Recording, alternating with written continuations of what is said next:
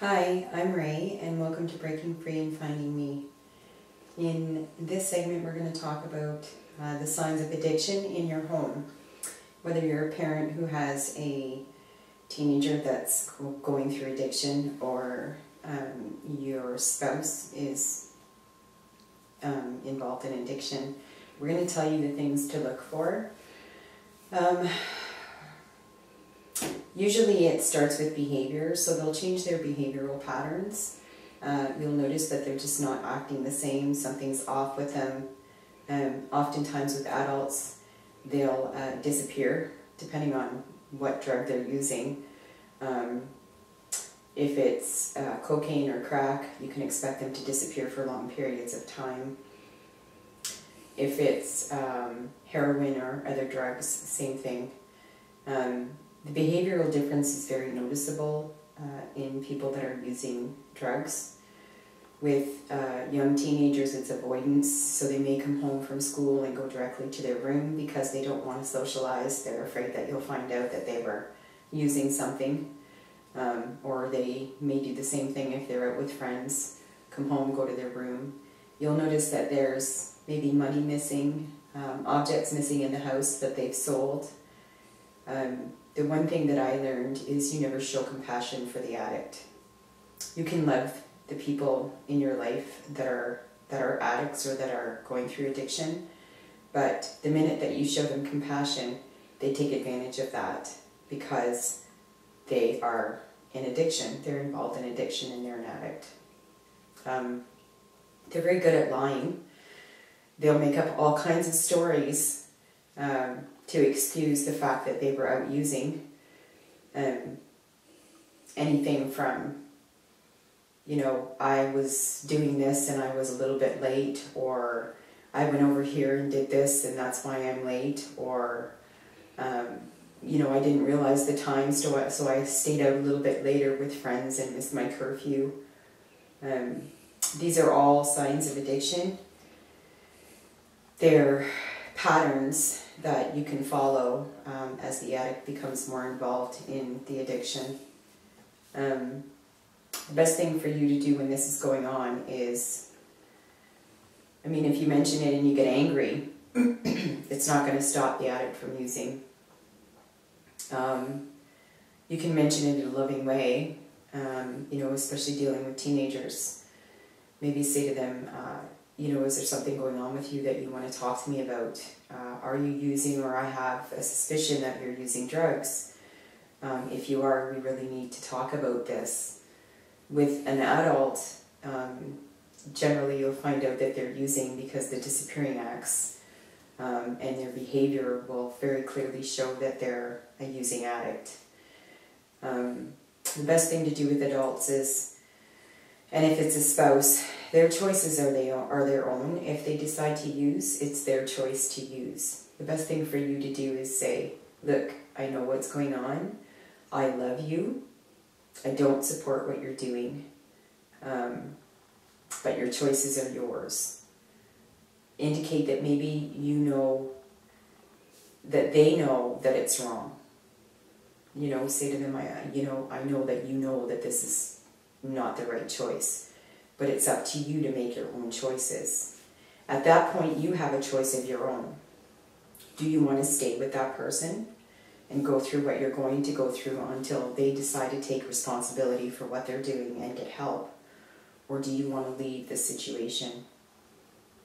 The same goes with abuse. If you're in an abusive situation, a lot of times the pattern is to make excuses for the abuse because you think this person's going to change. It's the same with an addict.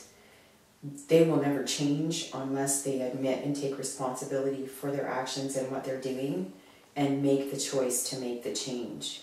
There is nothing that you can do to change the situation. So at that point, it's looking out for yourself and what your choices are in the relationship that you're in. In the situation with the child, as a parent, there are things that you can do with children. You can call the police. You can talk to a guidance counselor at school, tell them your concerns. There are court-ordered treatments that you can get for your child to stop them from using. When you become an adult, it's really up to the adult what they choose to do to deal with their addiction. In the case of alcoholism, it's a little bit different than addiction. I call it a different beast because that's exactly what it is.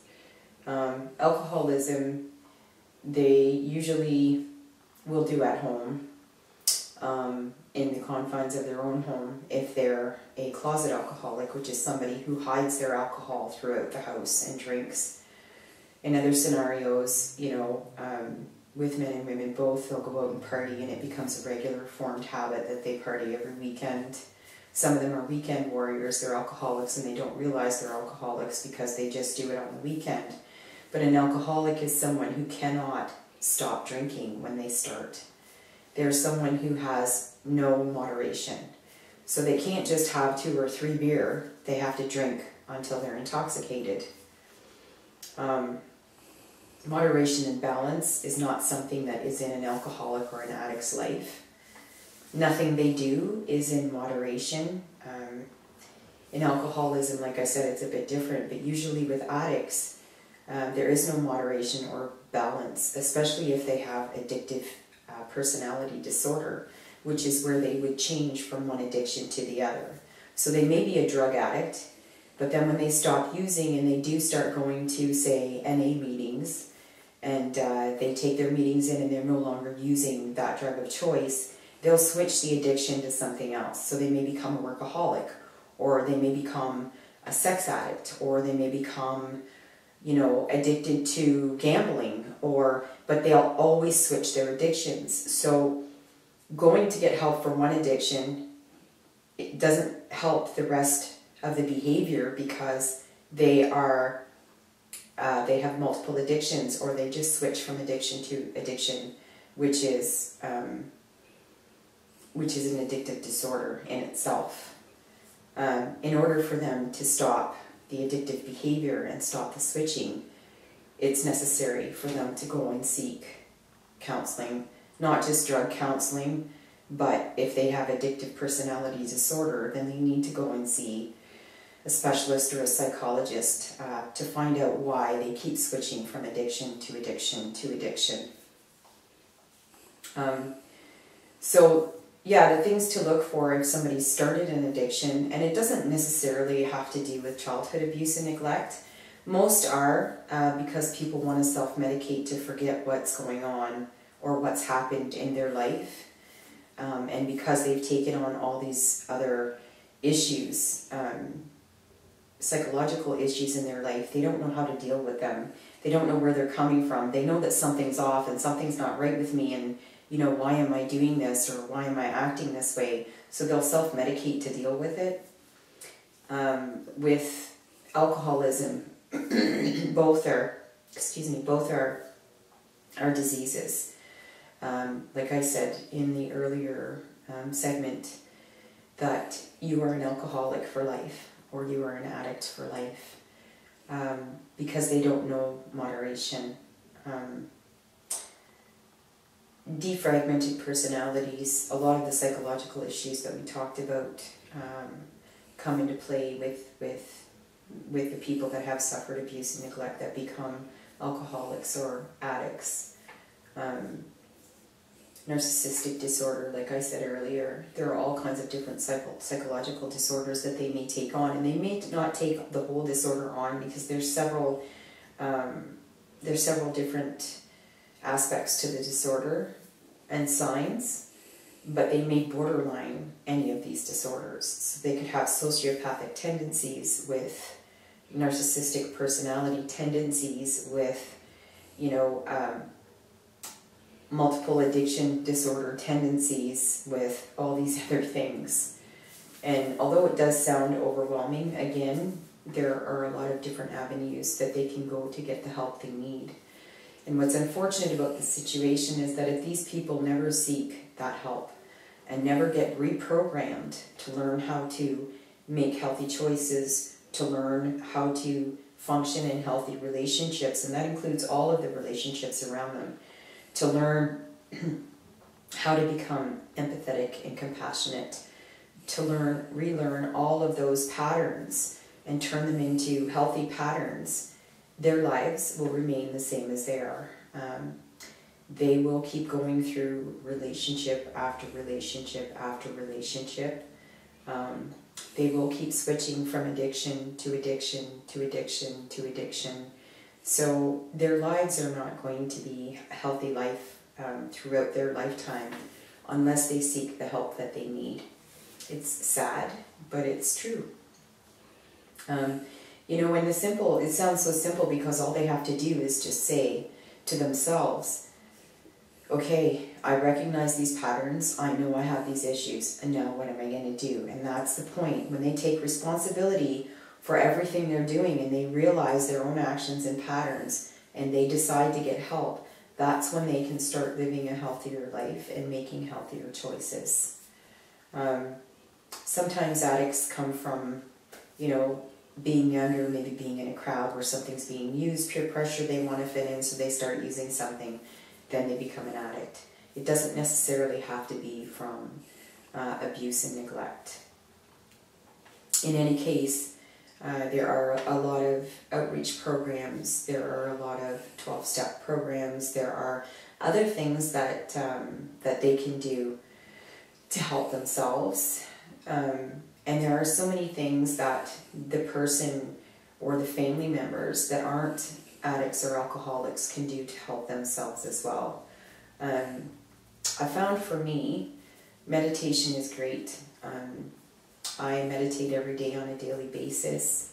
If you believe in a higher power or the universe or whatever you choose to believe in, meditation is really good. If you're going through a stressful time with the alcoholic or the addict that you're living with, it's really great to do this for yourself because it brings you back to being in the moment and in the now. And when you're in the now and you're right here, you're not worrying about what they're doing or what they're going to do next week or what you're going to do to deal with some situation next week or next year or next whenever. It's a great tool to kind of put things into perspective, to clear your mind and to bring you just to be in that moment. So it helps you to take things one day at a time, which is, you know, a philosophy that's used both in Al-Anon, AA, NA, one day at a time. You cannot control what happens tomorrow. Yesterday is gone. Take it one day at a time. Look after yourself, you know, and hopefully at some point the addict or the alcoholic in your life will recognize what they're doing and really want to take care of their issues and look after themselves as well. It's all about self-love, really. If you love yourself, are you going to want to stay in a situation that's unhappy? And if you do, you have to make sure that you love yourself enough to take care of yourself while you're in that situation. With an alcoholic or an addict, they've stopped loving themselves, or something happened to them to stop them from loving themselves. So they have no self-love. And they follow these dysfunctional, you know, patterned behaviors that they've become so accustomed to because it's like a vicious circle. It's like when you see a dog chasing its tail. They can't get out of it. It's something that unless they realize what's going on and they seek the help for it, they won't stop their patterns. They won't stop what they're doing. They won't stop the alcoholism. They won't stop using. So in families where this is going on, it would be a really good thing for, you know, get the entire family help around the alcoholic or the addict. If you have kids, get them involved in looking after themselves too, so that, you know, there are no issues that they grow up with. Nothing's passed on to them. You know, and really it's best if you try to do it as a united family, sort of a united front. Let the alcoholic or the addict do what they're going to do. If you feel you can't take it anymore, there are a lot of things that you can do for yourself to leave the situation. In the situation of abuse and neglect, women will make excuses as to why they stay in an abusive relationship. And oftentimes it's because they've witnessed abuse in their life. But the excuses that they make up, and the reason why I say they're excuses, is because they are. When you're going through that, you don't realize that they're excuses. But when you leave that situation and you get counseling, you realize they were all excuses. A lot of women won't leave for financial reasons. They're married, they have a home, maybe they don't work, so they're afraid to leave because they're afraid that if they leave, they have to start all over again with nothing. They have no financial means coming in. There are places called shelters. They are women's shelters. They are fantastic. They show you the programs that you can use to, get assistance. You can actually stay there until you find a place, and they help you find a place to live. They help you find work. They have so many resources that enable you to leave that situation. There's really no reason why women need to stay in abusive situations anymore. And it's the same with men. They actually have men's shelters. They have men's resources. If you're a man and you're being abused, you have all those resources at your fingertips that you can use to leave the situation that you're in. If you decide to stay in that situation, it's because you've made that choice to stay in the situation, although you're making up all these excuses around it as to why you can't leave.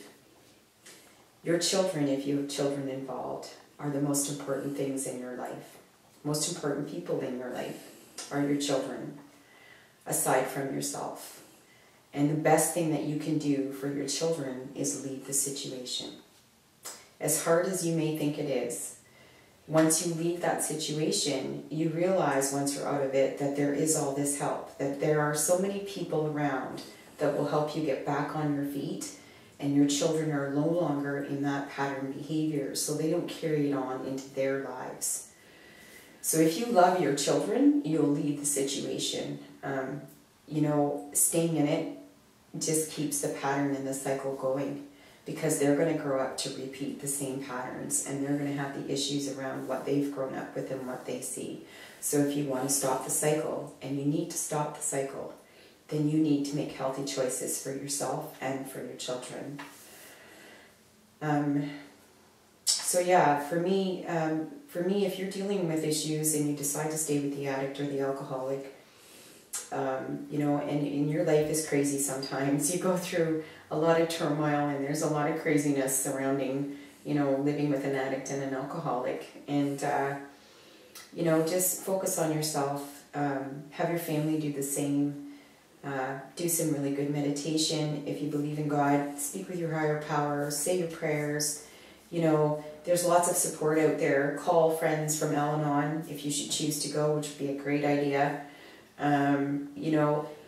There's lots of outreach for you, even though you're living in that situation, to be able to deal with that situation in a healthy way on a daily basis. So that's all for this segment, and the next segment, I'm not sure what we'll be talking about, but we'll have to go through all of what we've done and figure out what the next one is. I think I'm going to do something that's a little bit uplifting. Maybe get some ideas around, how to deal with things healthy, and instead of, going through all this sort of, it's hard with me doing this because everything seems so kind of negative. So we'll do something a little more positive with the next segment. But thank you for tuning in and listening, and blessings to everybody out there, and stay tuned for the next segment.